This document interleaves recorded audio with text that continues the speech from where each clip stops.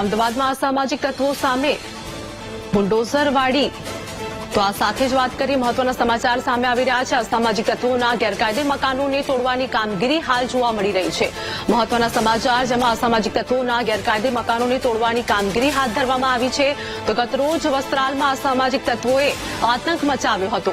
રામોલ પોલીસે તમામ આરોપીની ધરપકડ કરી છે, જેમાં ઘનશ્યામનગર કુંકુભાઈની ચાલી, અમરાઈવાડી અને લવજી દરજીની ચાલીમાં પણ ડિમોલિશન કામગીરી હાથ ધરવામાં આવી છે।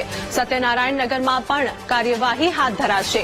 આરોપી રાજવીરસિંહ બેહોલાનું પણ મકાન તોડી પડાશે। પોલીસ બંદોબસ્ત વચ્ચે એએમસીની ટીમ પણ કાર્યવાહી કરશે।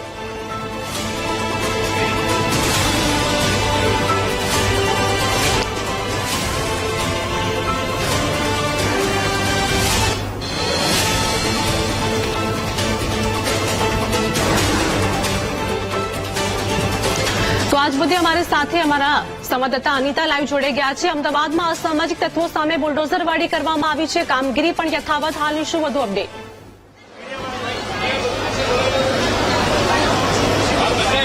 જે ખાસ તો જે પ્રકારે હાલ જે વસ્ત્રાલની અંદર અસામાજિક તત્વોએ તોડફોડ કરીને જે આતંક મચાવ્યો હતો, જેઓને કાયદાનું ભાન તો પોલીસે કરાવ્યું છે, પરંતુ તેઓએ જે ગેરકાયદેસર જે મકાનો જે રાખ્યા હતા તેને કોર્પોરેશનની મદદથી તેનું દબાણ દૂર કરવાના પ્રયત્નો કર્યા છે। આ દ્રશ્યો જોઈ શકો છો કે આ જે વિસ્તારના છે જ્યાં દબાણ દૂર કરવામાં આવી રહ્યું છે। આપણી સાથે પોલીસ કમિશનર ખુદ ત્યાં હાજર થયા છે આ ઘટનાને લઈને, અને જે પ્રકારે તેઓ અત્યારે હાલ વાત કરી રહ્યા છે મીડિયા સાથે તે પણ જણાવ્યું।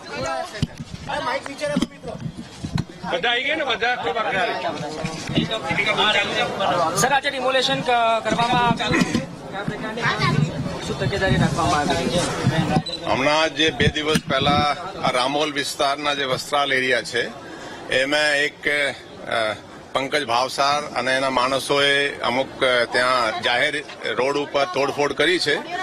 આજે પંકજ ભાવસાર છે હમણાં જ પાસામાં એ પાસામાં જઈ આવ્યો છે, અને સામેવાળા જે સંગ્રામ છે એ પણ પાસામાં જઈ આવ્યા છે। એ લોકો વિરુદ્ધ ગુનાઓ છે। એ લોકોએ જાહેરમાં જે બળા એ ભય ફેલાવવાની કોશિશ કરી છે એની અમે બહુ ગંભીર નોંધ લીધી છે, અને પોલીસ ખૂબ જ કડક કાર્યવાહી એમાં કરી રહી છે। અત્યાર સુધી 14 આરોપીઓ આપણે પકડી લીધા છે, એમાં એક જુવેનાઇલ છે અને 13 બીજા આરોપીઓ છે। 13 જે આરોપીઓ છે અત્યારે 4 દિવસની રિમાન્ડ ઉપર છે, અને એ લોકોએ જે ગેરકાયદેસર જે અહીંયા જે બાંધકામ કર્યા છે એ કોર્પોરેશન એને ડિમોલિશ પણ કરી રહી છે, અને આપણે પોલીસ બંદોબસ્ત આ અંગે આપેલા છે। અને હું કહેવા માંગુ છું કે જે આ રીતેના જે શરારતી તત્વો જે કંઈ આ રીતે કૃત્ય કરશે, જો જાહેર રોડ ઉપર અને આ રીતેના જે ભય ફેલાવશે, પોલીસ એને બહુ કડક રીતે એ લોકો વિરુદ્ધ કાર્યવાહી કરશે। Thank you.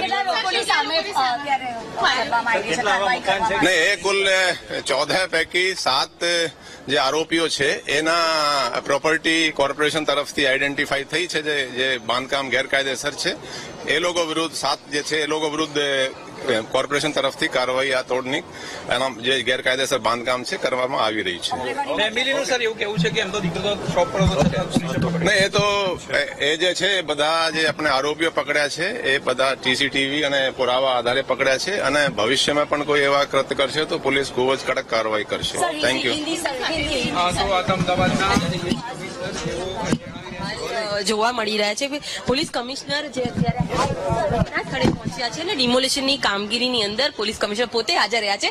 આ દ્રશ્યો હું ફરી એક વખત બતાવીશ કે આ જે મકાન જે આવેલું છે અમરાઈવાડી સત્યનગરનું, અને ત્યાં ડિમોલેશનની કામગીરી હાથ ધરવામાં આવી છે। ગેરકાયદેસર આ દબાણ કરવામાં આવ્યું હતું। જે રાજવીરસિંહ બાહોલ નામનો જે આરોપી છે તેનું આ નિવાસ સ્થાન છે। તેના દ્રશ્યો હું બતાડીશ કે કેવી રીતના આ જે રિસ્કી જે છે જોખમી ભર્યા સ્થળે આ જે ડિમોલેશનની કામગીરી અત્યારે પોલીસ દ્વારા કરવામાં આવી રહી છે।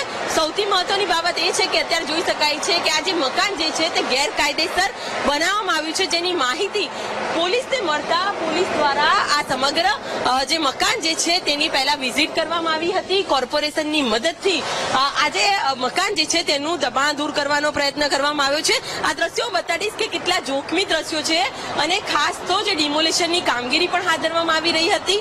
પોલીસ દ્વારા જ્યારે ડિમોલેશન કરવા માટે આવ્યું ત્યારે પરિવારનો રોષ જોવા મળ્યો હતો, દબાણ કરવામાં આવ્યું હતું, જે પરિવારે જે હતું તે ખોટા આક્ષેપો પણ કર્યા હતા.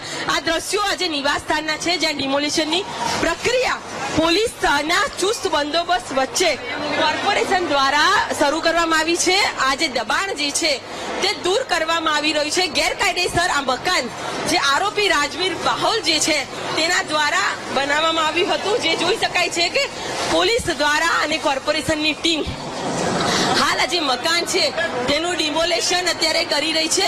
સૌથી મહત્વની બાબત એ છે કે રોષ જોવા મળી રહ્યો છે.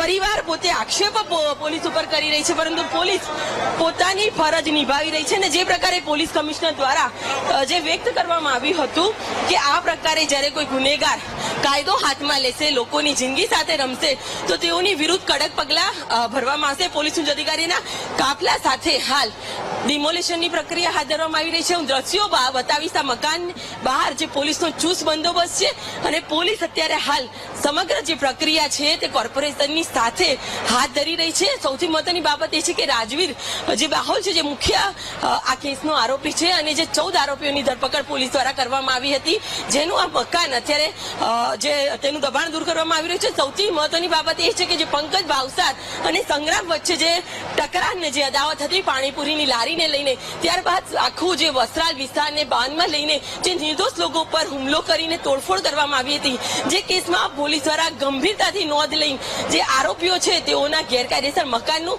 ડિમોલિશનની સાથે તેઓની વિરુદ્ધ કડક કાર્યવાહી હાથ ધરવાની પણ પ્રક્રિયા અત્યારે હાથ ધરવામાં આવી રહી છે. આ દ્રશ્યો જે છે અમરાઈવાડી વિસ્તારના જે આરોપી જે રાજવીર છે તેના મકાનના છે, જે ગેરકાયદેસર મકાન હોવાથી તેનું દબાણ અત્યારે દૂર કરવા માટેની પ્રક્રિયા હાથ ધરાઈ છે. જી આભાર અનિતા, અમારી સાથે જોડાવા બદલ, સમગ્ર માહિતી આપવા બદલ.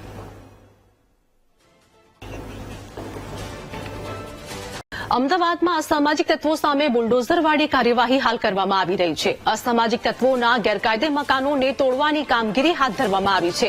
ગતરોજ વસ્ત્રાલમાં અસામાજિક તત્વોએ આતંક મચાવ્યો હતો, જેમાં રામોલ પોલીસે તમામ આરોપીની શોધખોળ પણ હાથ ધરી છે અને આ સાથે જ ધરપકડ કરી હતી. ઘનશ્યામનગર, કુંકુબાઈની ચાલી, અમરાઈવાડી અને લવજી દરજીની ચાલીમાં ડિમોલિશન કાર્યવાહી હાથ ધરવામાં આવી. સત્યનારાયણનગરમાં પણ કાર્યવાહી હાથ ધરાશે, તો આરોપી રાજવીરસિંહ બેહોલાનું મકાન તોડી પડાશે. પોલીસે બંદોબસ્ત વચ્ચે એએમસીની ટીમ પણ કાર્યવાહી કરશે.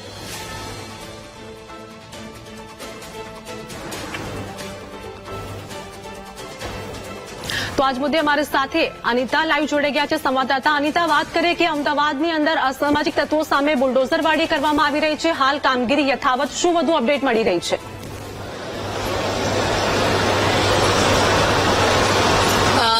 જે પ્રકારે વસ્ત્રાલમાં અસામાજિક તત્વો દ્વારા જે તોડફોડ કરવામાં આવી હતી, આતંક મચાવવામાં આવ્યો હતો, જેમાં પોલીસે 14 આરોપીઓની ધરપકડ કરી છે અને હાલ કડક કાર્યવાહી હાથ ધરી છે અને બુલડોઝર વાળી અત્યારે હાલ શરૂ કરવામાં આવી છે. જે દાદાગીરી અસામાજિક તત્વો બતાવી રહ્યા હતા તેમની વિરુદ્ધ હાલ પોલીસ દ્વારા આ કડક કાર્યવાહી કરવામાં આવી છે. તેમના જે ગેરકાયદેસર મકાનો જે છે તેનું દબાણ દૂર કરવાની પ્રક્રિયા હાલ કરવામાં આવી રહી છે. અમદાવાદ મ્યુનિસિપલ કોર્પોરેશનની ટીમ સાથે પોલીસ ઉચ્ચ અધિકારીઓના ચુસ્ત બંદોબસ્ત વચ્ચે આજે ડિમોલિશન હાથ ધરવામાં આવ્યું છે. આજે નિવાસસ્થાન છે રાજવીરસિંહ બાહોલ નામનો જે આરોપી જે છે તેનું છે અમરાઈવાડીના જે સત્યનગર વિસ્તાર જે આવેલો છે ત્યાં તેનું ગેરકાયદેસર મકાન બનાવવામાં આવ્યું હતું, જેનું ડિમોલિશન કરવામાં આવી રહ્યું છે. એક તરફ પરિવાર તેનો વિરોધ કરી રહ્યા હતા. પોલીસના ચુસ્ત બંદોબસ્ત વચ્ચે પરિવારને સમજાવીને હાલ પોલીસે આ પ્રક્રિયા હાથ ધરવામાં આવી છે. ખાસ તો આજે દ્રશ્યો જોઈ શકાય છે કે અમદાવાદ મ્યુનિસિપલ કોર્પોરેશનની ટીમ જે મશીનો જે છે તે લઈને હાલ ઘટના સ્થળે પહોંચી છે અને મશીનો દ્વારા જે મકાન જે છે તે તોડવામાં આવી રહ્યું છે, કારણ કે ખૂબ જ જર્જરિત મકાન હોવાના કારણે સુરક્ષા વ્યવસ્થા પણ વધારી દેવામાં આવી છે. અને સાથે આ જે ઘટના સ્થળે પોલીસ કમિશનર જીએસ મલિક દ્વારા પણ જે મુલાકાત કરવામાં આવી હતી, પરિવારને વાત કરવામાં આવી હતી, કારણ કે પરિવારના જે આક્ષેપો હતા કે તેમનો દીકરો નિર્દોષ છે, પરંતુ તેને ગેરકાયદેસર રીતના પોલીસે તેની ધરપકડ કરી હોવાની વાત ચર્ચા તેઓ કરી રહ્યા હતા, આક્ષેપો કરી રહ્યા હતા, જેને લઈને પોલીસ કમિશનરે આ સમગ્ર કેસમાં સીસીટીવી ફૂટેજના આધારે જ આરોપીને પકડ્યા હોવાનું હાલ સામે આવી રહ્યું છે. આજે શકાય છે કે ક્રાઇમ બ્રાન્ચની ટીમ પણ હાલ ઘટના સ્થળે પહોંચી છે. સમગ્ર કેસમાં ક્રાઇમ બ્રાન્ચે પણ અત્યારે સમગ્ર વિસ્તારની અંદર ચુસ્ત બંદોબસ્ત કર્યું છે, કારણ કે જેનાથી કોઈ પ્રકારની દુર્ઘટના ના સર્જાય. સૌથી મહત્વની જ્યારે આપણે વસ્ત્રાલની વાત કરીએ તો વસ્ત્રાલમાં જે અસામાજિક તત્વોએ જે દાદાગીરી કરી હતી તેના દ્રશ્યો જે હતા તે સીસીટીવીમાં કેદ પણ થયા હતા, જેમાં ખુલ્લે આમ લોકોને લોકોને જાહેરમાં માર મારવામાં આવી રહ્યો હતો, હથિયારો સાથે તોડફોડ કરવામાં આવી હતી અને એક આતંકના દ્રશ્યો છે તે કેમેરામાં કેદ થયા હતા. હાલ જોઈ શકાય છે કે પોલીસ ઉચ્ચ અધિકારીઓનો મોટો કાફલો હાલ અમરાઈવાડી વિસ્તારમાં આવી ગયો છે અને જોઈ શકાય છે અમદાવાદ મ્યુનિસિપલ કોર્પોરેશનની જે ગાડી જે છે તે પણ આ વિસ્તારમાં જોવા મળી રહી છે અને સમગ્ર વિસ્તારને કોર્ડન કરીને રાખવામાં આવ્યો છે.